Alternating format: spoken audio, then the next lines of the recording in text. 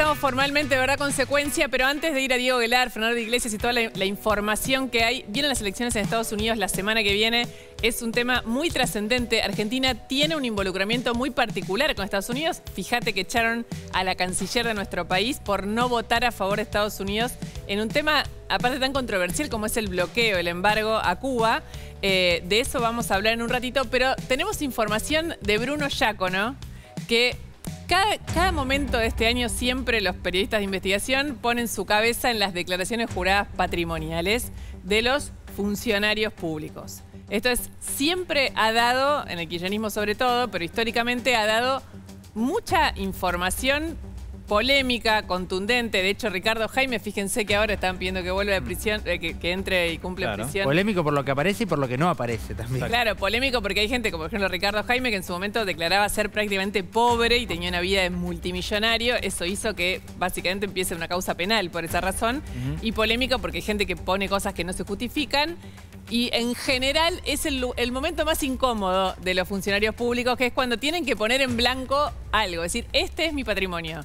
Si algo de eso no cierra o falla, bueno, después empiezan tus problemas penales y así. ¿Te puedo agregar algo, Lu? Sí, por supuesto. Muy incómodo, te diría más aún cuando varios de los integrantes del gobierno tal vez vienen del sector privado y por primera vez tienen que exponer sus bienes, mostrarlos, que todos lo conozcan. Bueno, ¿qué hicimos acá en Verdad Consecuencia? Como nos caracteriza, buceamos en las declaraciones juradas y encontramos aquellas perlitas o datos curiosos, insólitos, que no siempre se suele mostrar o en los que no siempre se suele poner el foco. Sí. Vamos a empezar a conocer algunos de estos datos que son realmente increíbles o al menos muy llamativos. A ver, ¿quién era la funcionaria más rica del gabinete del gobierno? ¿Te animás a decir? ¿Quién era? La estoy viendo en pantalla. Digo, ¿quién era? Digo, no te ayudaron. Diana Mondino. Diana Mondino. Ahora, Diana Mondino. Mirá el patrimonio que tenía Diana Mondino, que ascendía a 23.000 millones de pesos. 23.746 millones de pesos. 23.000 millones. ¿Esto es así, estás segurísimo? No, por supuesto, obvio. Sí, por supuesto. 23 millones. Perdón. 23 palos verdes. Pero tiene una explicación. Claro. Pero tiene una explicación. Me voy a sentar, mira, Bruno. Sí, Casi me da un infarto. Mira, de a poquito te empiezo a contar. Tiene 7 inmuebles, pero no te quedes con eso, porque eso es muy chiquito, muy pequeño. 7 inmuebles, de los cuales 4 fueron por herencia. Después tiene una gran cantidad de bonos, de acciones. ¿De dónde viene, digamos, lo grueso de su patrimonio? Es que ella heredó el 50% del Banco Roela, que es de la familia, que cotiza en 12.800 millones de pesos. De ahí viene lo más grueso de su declaración jurada. Pero qué casualidad, mira, yo no me quiero adelantar a lo que viene, pero quien la reemplaza, no solamente en el cargo, sino en el ranking de quien más plata tiene, es justamente su reemplazante. Pero ahora lo voy a contar, mirá, acá está. Gerardo Wertheim. Es la persona que encabeza, sin lugar a dudas, el ranking de los funcionarios más ricos a partir de ahora del gobierno de Javier Milei y el ranking de los ministros más ricos. Mirá el patrimonio que tiene, 85.000 millones de pesos. Yo tengo acá algunos datos del patrimonio. Tiene, entre otras cosas que declaró, una Ferrari 550 Maranello, tiene otros modelos exclusivos de vehículos. Tiene más de 19.000 millones de pesos en un portfolio de una inversión que hizo en un banco de uno de los más conocidos. Bueno, es un hombre multimillonario. Ahora sumó también a la residencia, la histórica residencia oficial en Washington. Gerardo Wertheim, de su bolsillo, compró la residencia cuando se mudó allá a la capital de Estados Unidos, así que lo suma también a sus inmuebles en el exterior. Datazo de Gonza, porque además te muestra el nivel económico que tenía. No, bueno, pero es la familia Wertheim en Argentina, es como decir la familia Macri, qué sé yo, son emblemas de, digamos, esto no tiene nada de negativo, son patrimonialmente y empresarialmente familias de las más ricas de la Argentina, y él entra a la función pública con esa condición. Igual me quedé pensando en este dato, no la sabía. Hay una residencia, y Elar me puede corregir, una residencia oficial argentina que estaba bastante abandonada, inclusive los últimos embajadores. Mucho. Alquilaban los últimos embajadores. Los últimos embajadores cada uno iban cambiando el alquiler y la locación donde se ubicaban. Argüello, Lustó, inclusive ahora Wertheim. Cuando llegó le dijeron, mire, embajador, el embajador anterior alquilaba una residencia y dice, no, yo voy a comprar.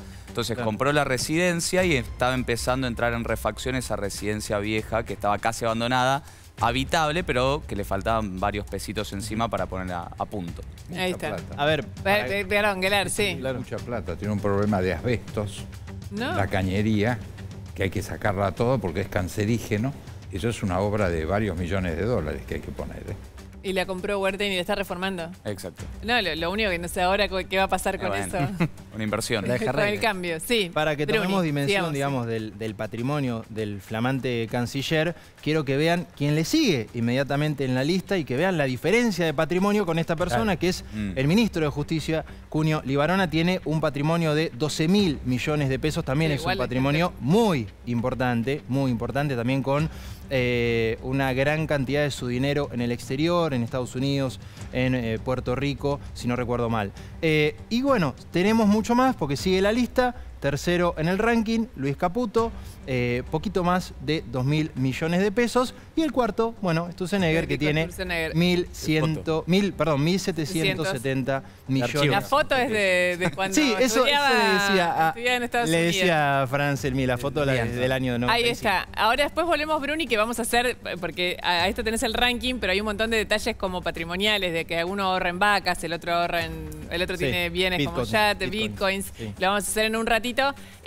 Para así charlamos un momentito con Guelar y con Fernando Iglesias. Se acaba de producir un sismo muy importante en el gobierno que tiene un montón de derivaciones. Una es la manera de ejercer el poder, es lo que venimos hablando. Javier Milei se enojó, se venía enojando, se terminó de enojar con Diana Mondino y decidió correrla del gobierno sin ningún tipo de disimulo. Ahora están intentando como acercar posiciones, pero en el medio lo que se ve muy claramente es una política muy específica de diplomacia presidencialista y con cambios, me parece, Guelar, corríjame usted, bastante importantes en nuestras posiciones como país. Sí, hay cambios muy importantes. Desde ya hay un dato que el presidente ha elegido un modelo de no construir un gobierno de coalición, pese a ser su fuerza enormemente minoritaria. Si vemos en la región, son todos gobiernos de coalición. El propio Lula tiene 14 partidos en su coalición.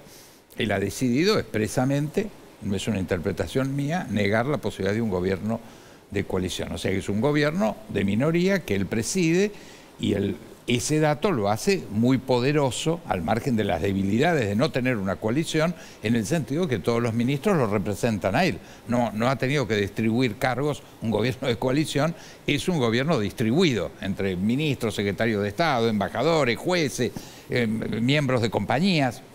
Acá no hay nada de eso. Entonces lo lógico es que exista esta impronta personal y que los ministros y los secretarios de Estado respondan incondicionalmente a la voluntad del presidente. Ahora, los funcionarios diplomáticos son particulares, tienen una carrera específica, son como profesionales. Es un tema especial. Claro, es un tema muy especial. Es un tema especial y que tiene una característica histórica en todas las cancillerías occidentales, que es la combinación de una gran libertad de pensamiento, o sea, en general, los miembros de cancillerías reconocidas representan a la estructura política que hay en cada país. En la Argentina hay peronistas, radicales, gente del PRO, gente de la Libertad Avanza, algunos que son apolíticos, y eso se cultiva como algo positivo en la Argentina y en cualquier otro país. Y al mismo tiempo se combina con la verticalidad y tener disciplina en el momento de una instrucción. Si hay una instrucción, cada uno piensa lo que quiere, no es un obstáculo al pensamiento individual,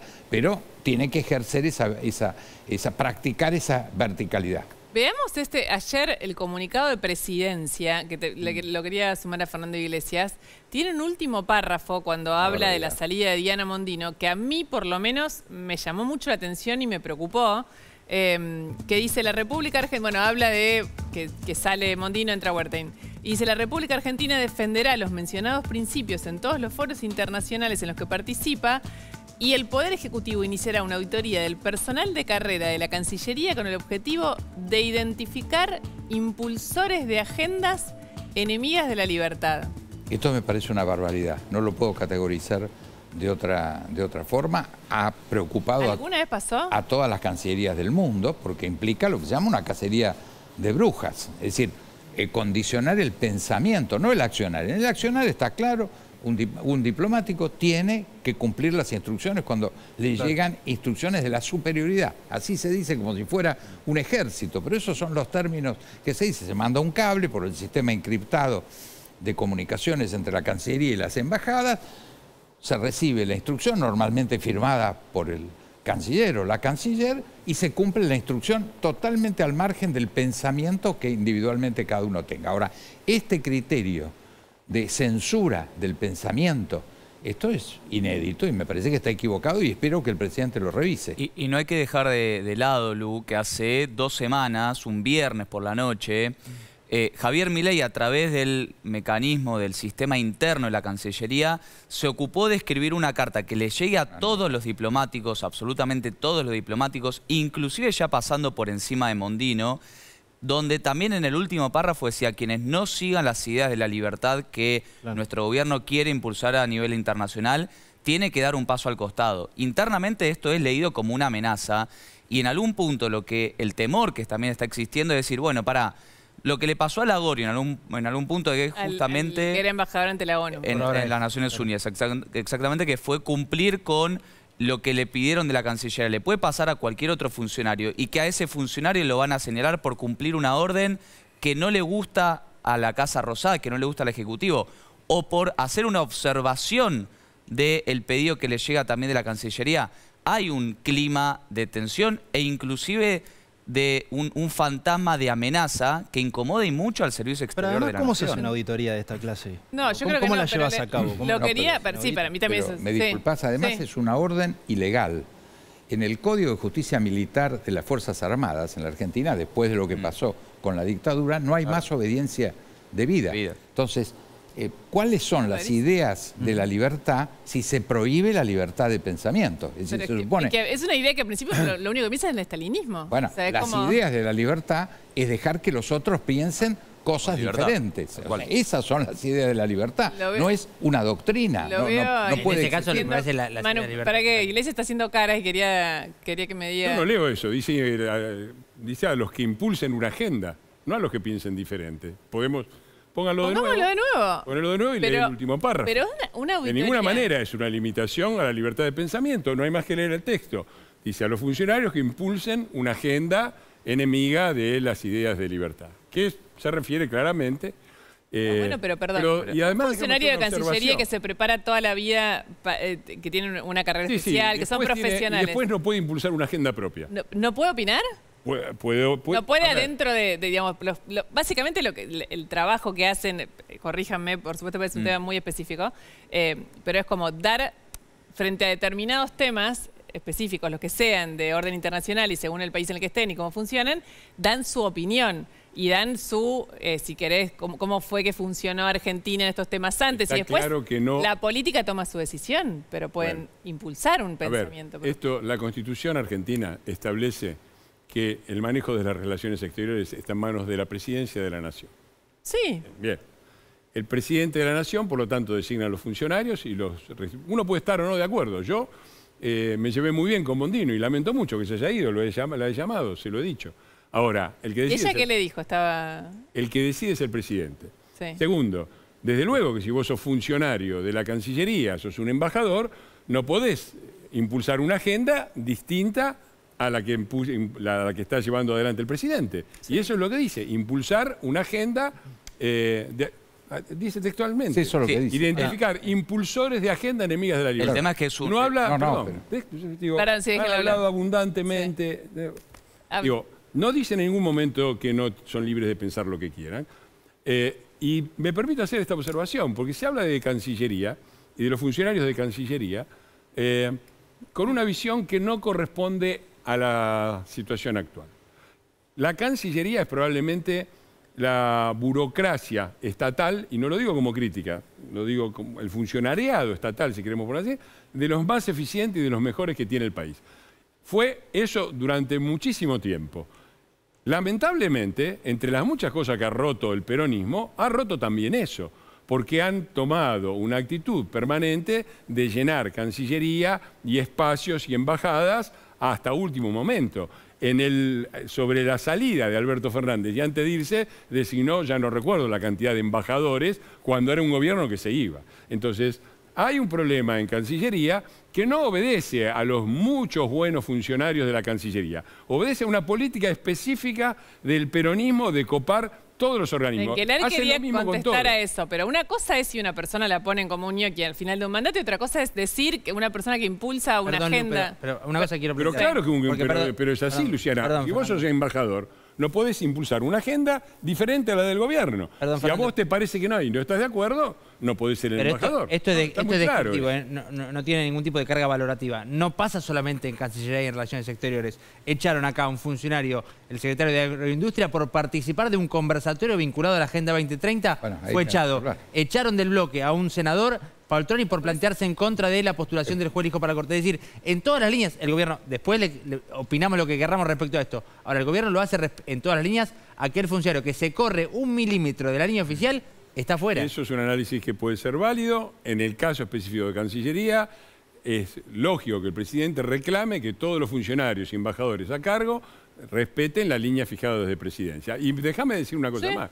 A mí me asombra mucho que siempre estamos tan temerosos del autoritarismo de Milei, que va a avasallar, que se lleva todo. No, el autoritarismo en general, no el de Milei. Mira, sí, bueno, pero a mí me parece que hemos sufrido autoritarismo. Por eso lo digo, yo veo este gobierno y no lo veo como un gobierno, aún si lo quisiera, que yo creo que no lo quiere, impulsar una agenda autoritaria, no lo veo absolutamente como un gobierno en condiciones. A ver, es un gobierno que, analicemos un poco el contexto, no tiene un gobernador, no tiene un intendente, tiene dificultades inclusive dentro de su propio bloque, porque fue un bloque que se armó a las apuradas y bueno, ha tenido dificultades en el manejo del propio bloque. Tiene 56% de los votos el presidente, 10% de los senadores, 14% de los diputados. Tiene la CGT en contra, los piqueteros en contra, bueno... Entonces, me parece que hablar de una amenaza de autoritarismo de este gobierno, el problema de este gobierno no es el autoritarismo, es la necesidad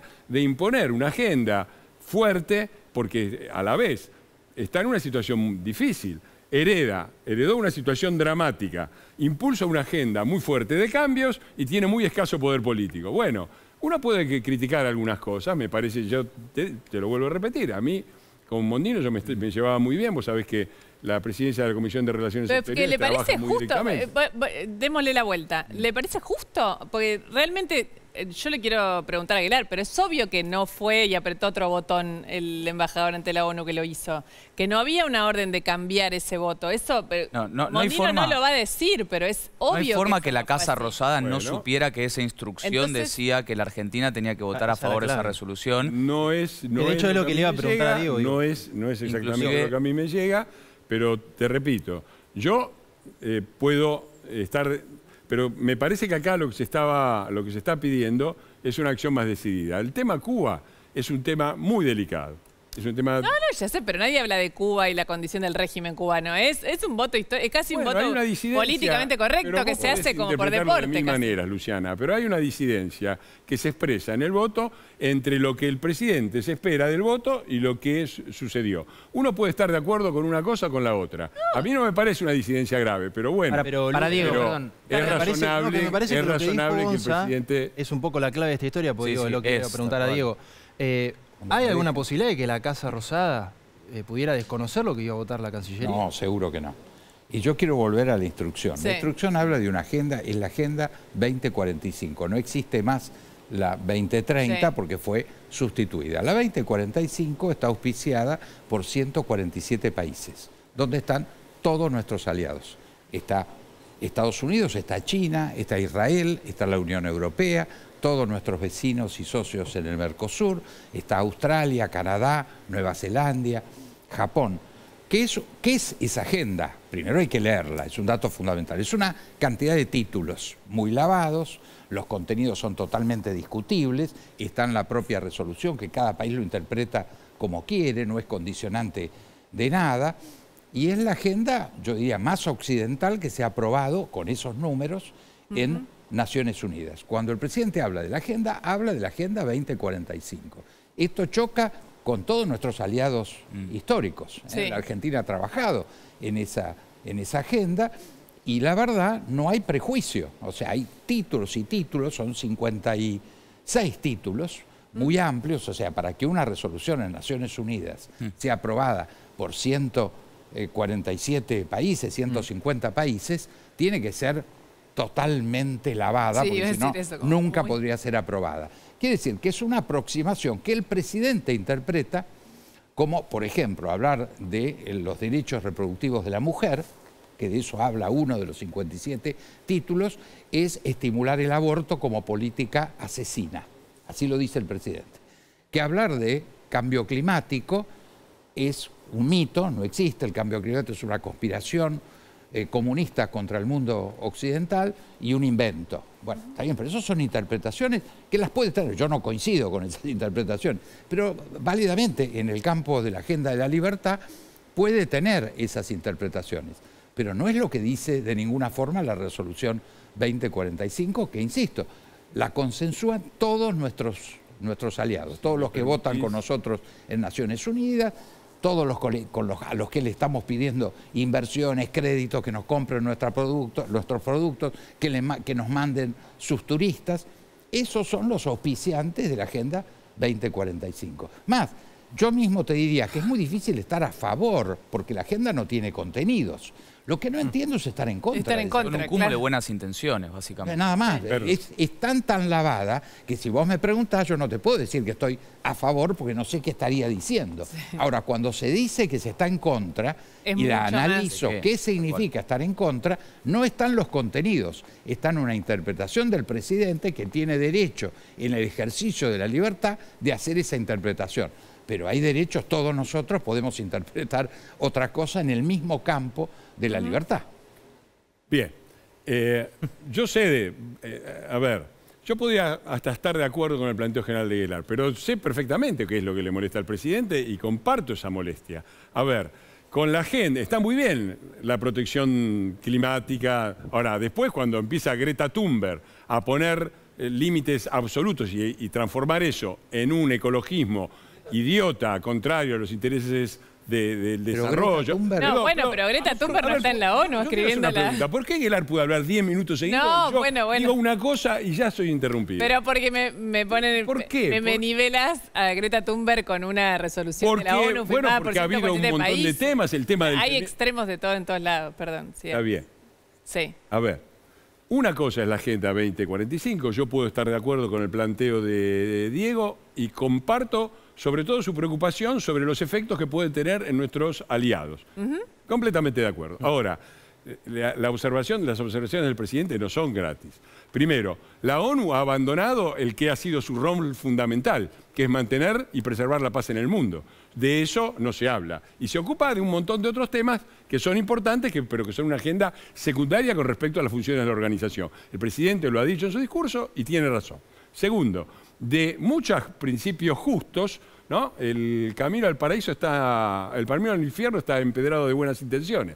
Alrededor de la agenda de género se ha armado el Ministerio de la Mujer y un montón de abusos de todo tipo. Con la agenda ecológica ha pasado lo mismo. Entonces, yo creo que el presidente comete un error, y yo se lo he dicho a él personalmente, que es confundir los objetivos de la agenda con la instrumentación de la agenda. Yo lo he dicho textualmente a él.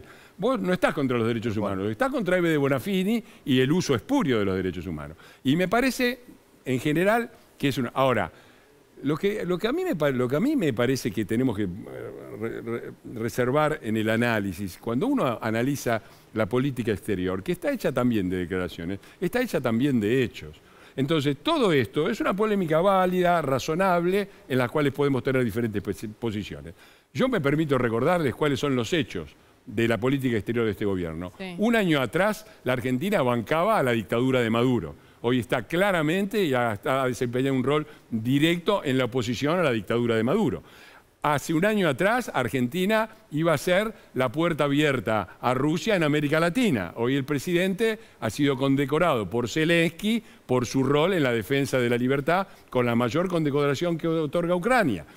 Hace poco la Argentina estaba en el conflicto de Medio Oriente, que no nos engañemos, es entre Irán e Israel, estaba del lado de Irán, con un pacto de impunidad con Irán y con medidas muy concretas de apoyo de impunidad para quienes efectuaron atentados directos condenados por la justicia argentina.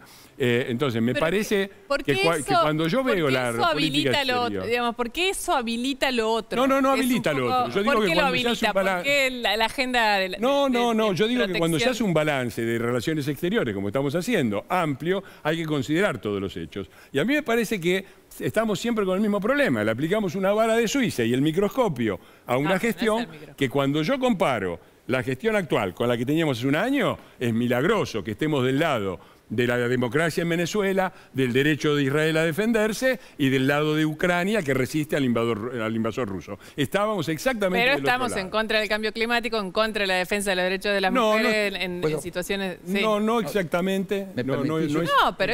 Yo quiero acordar con vos, porque me parece que todo lo que estás diciendo es así y yo estoy de acuerdo. Yo voté por el presidente Milei, somos del mismo partido, de PRO, apoyamos este programa, creo que los logros son muy importantes, sin lugar a duda, que es el rumbo correcto, ese es un cantar. Claro, Ahora estamos hablando de otro tema, en eso, pero sin lugar a duda. Los temas también son importantes. Está bien, pero no estamos hablando de eso, sino hablemos de cómo apoyamos a este gobierno y en ese sentido me solidarizo totalmente con lo que vos decís. Ahora, respecto, por ejemplo, de la última votación, yo tengo que asumir la responsabilidad que reunido con el presidente Menem y el ex canciller Di Tella, fui el autor, la propuesta de la política del doble repudio, que llamábamos doble repudio. Repudiar al embargo porque había sido un instrumento, el embargo norteamericano, porque era un instrumento que para lo único que sirvió durante 60 años fue para fortalecer, legitimar y ayudar a la dictadura castrista, que utilizó, se victimizó con la idea de que era un bloqueo, todavía lo llama, muchos colegas de ustedes me preguntaban hoy sobre el bloqueo, no hay ningún bloqueo, el bloqueo americano fue 14 días, la primera quincena de octubre de 1962, en el momento más álgido del conflicto de los misiles, de las bases misilísticas. Después es un bloqueo que es una decisión de Estados Unidos. Lo que hacen todos los aliados de Estados Unidos al exhortar a Estados Unidos que termine con la política de bloqueo, que termine con darle ese instrumento a Cuba. Y nosotros hacíamos el doble, y estuvo vigente 30 años, repudiar el bloqueo porque realmente estaba al servicio de la dictadura cubana y repudiar el sistema de violatorio de derechos humanos, etc. A ver, eso era lo que estaba pasando. Diego, es decir, no, pero vos hiciste un comentario y he escuchado comentarios que esta resoluciones a favor de Cuba. No, yo no dije eso. No vos. Creo vos lo dijiste. Era una resolución a favor. No es a favor de Cuba. Categóricamente, pero toda la Unión Europea, todos los países americanos, todos los aliados americanos que votaron la exhortación, porque esta es una decisión unilateral de Estados Unidos, solamente la toma Estados Unidos o no la toma y no la va a tomar. Diego, podemos discutir, tu posición es razonable.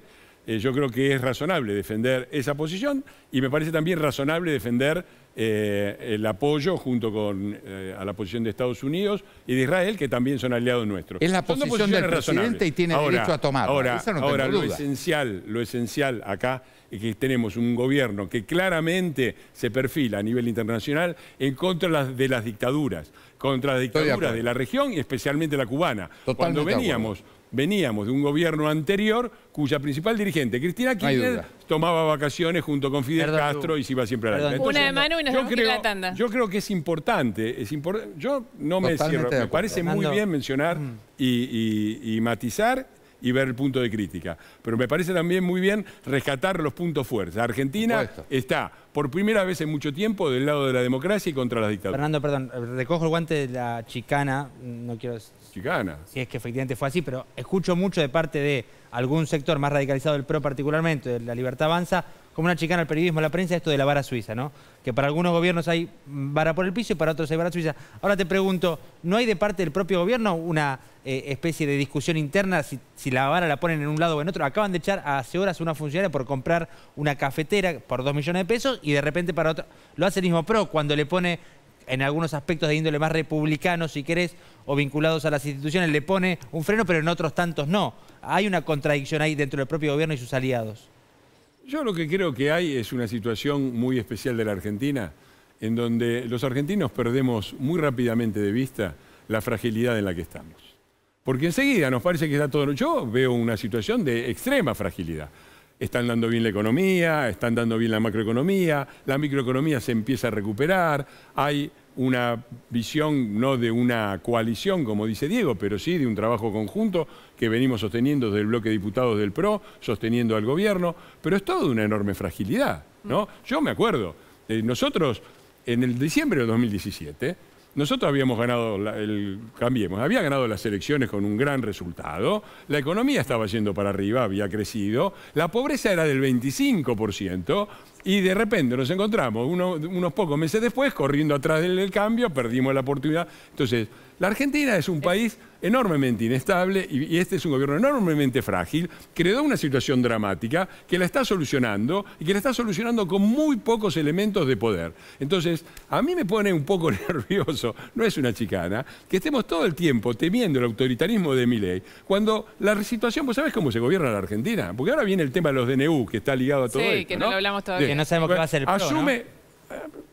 A ver, claro. A ver, el PRO gobernó con esta ley. Sería raro que ahora la quisiéramos cambiar. Bueno, parece que estuvimos 4 años en el gobierno con esta ley, ahora se la queremos cambiar a Milei. A mí no me parece. Pero mirá, la Argentina es así. Te voy al tema de los DNU. Gobierna... No nos alcanza el programa. Rápido. La Argentina es así.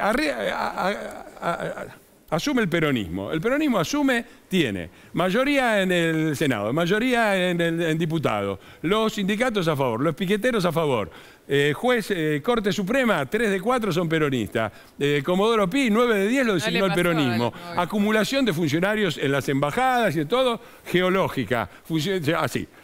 Y del autoritarismo, el peronismo casi nunca se lo critica. Asume Milei, no tiene un gobernador, no tiene un intendente, tiene 10% de los senadores, 14% de los diputados, no designó un juez. Cuidado con el autoritarismo de Milei. Bueno, muchachos, pongamos las cosas en foco. Está Nieves Subervioler en las calles de Nueva York para contarte todo sobre las elecciones. Son la semana que viene, para nosotros son esta vez importantes y para el mundo ni te cuento. Todo después de la tanda, ya volvemos.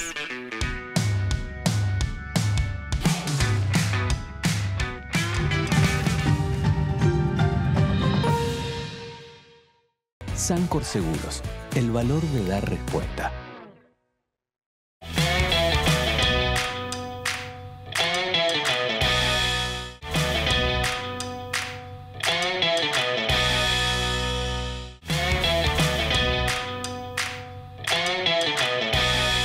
Mirasol del Puerto. Avenida Alicia Moró de Justo 202, Puerto Madero. La educación pública de calidad dice presente en Vicente López.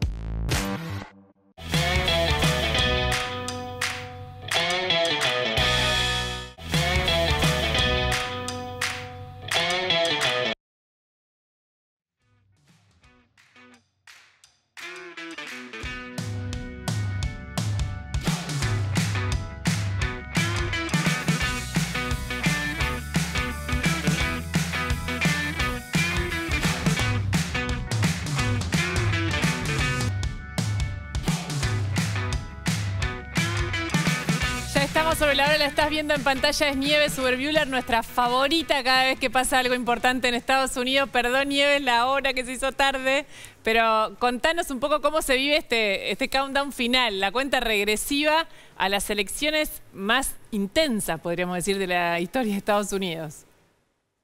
Hola Lu, un gusto saludarte. Y sí, son días muy intensos, faltan 5 días nomás para la elección. Ya votaron más de 60 millones de personas. Acá se puede votar de forma anticipada, pero está muy peleada la elección. Es un empate. Hoy en día quien te diga que sabe quién gana te miente, porque es todo por un punto porcentual, o arriba 2, abajo 2 puntos porcentuales, todo dentro del margen de error en los 7 estados swing, los estados pendulares o swing de batalla, que son los 7 estados que definan la elección, porque esto es un sistema de colegio electoral, no es voto popular. Entonces estamos viendo campaña en estos 7 estados muy intensas por parte de ambos candidatos. ¿Quién define la elección? O sea, son estos 7 estados, pero recién Guelar me decía, mirá, hace foco en que esta es una elección casi de género. Si las mujeres salen masivamente a votar, podrían hacer la diferencia a favor de Kamala, y si fuese al revés, los hombres le podrían dar el triunfo a Trump. Sí, de género, y en realidad en una elección tan peleada cada voto cuenta un montón. Porque no nos olvidemos que en estos estados históricamente siempre los gana un candidato u otro por unos pocos 10.000 votos, 20.000 votos. Entonces, por eso el género es cierto que históricamente las mujeres de los suburbios, mujeres blancas de los suburbios, votaron en su mayoría a Donald Trump. Y después de todo el tema de las limitaciones de los derechos reproductivos de la mujer que ocurrieron durante el mandato de Donald Trump, este grupo está ahora volcándose más hacia Kamala Harris. Aún tiene una mayoría Donald Trump, pero menor a las mayorías anteriores que ha tenido en este grupo de mujeres blancas de los suburbios. Entonces, eso es una realidad. Otro voto muy importante y muy peleado y que está en todos los titulares en estos últimos días es el voto latino. Sí. Es el 15% del electorado y también es un voto que en los últimos años se ha volcado más hacia el Partido Republicano, es un voto más conservador y que vota con su bolsillo. Y que sus conclusiones son que en los últimos años todo se volvió más caro, la inflación. Sí.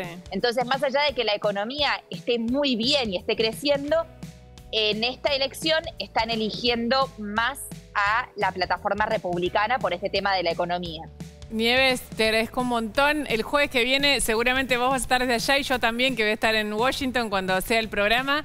Y no vamos a saber el resultado, capaz sí. Se supone que Gonzás dice que capaz el jueves ya sabemos y probablemente capaz que sí, cambie porque, mira, la historia del mundo. Última cosa que digo es que si las encuestas que dan esto peleado se equivocan por las mismas cantidades y en la misma dirección que se equivocaron 4 y 8 años atrás, ganaría Donald Trump. Así que eso es algo que también hay que tener en cuenta. Pero lo que dicen las encuestas hoy es que es un empate, nos vamos a tener esos datos. Tiró su intuición, Nieves, también. Gracias, Nieves. Beso enorme y gracias por esperarnos. Buenas noches. Gracias, Diego Aguilar. Gracias, Fernando Iglesias. Gonza Bañez, nos van a matar, vos dale. No, muy cortito. Saludos a Franco Mercuriali. Perdón, Franco, pero para también aclararlo, porque me expliqué mal. Wertheim, el nuevo canciller, compró una residencia en Washington, no la residencia oficial. No la que estaba toda rota. Y está planificando, o está planificando tal vez aportar algo para arreglar la oficial. Ahí Pequeña aclaración. Dilema revelado. Gracias a ustedes por estar ahí. Que descansen, que estés bien. El jueves que viene está Kamaru y luego el otro vuelvo yo. Chao. Gracias.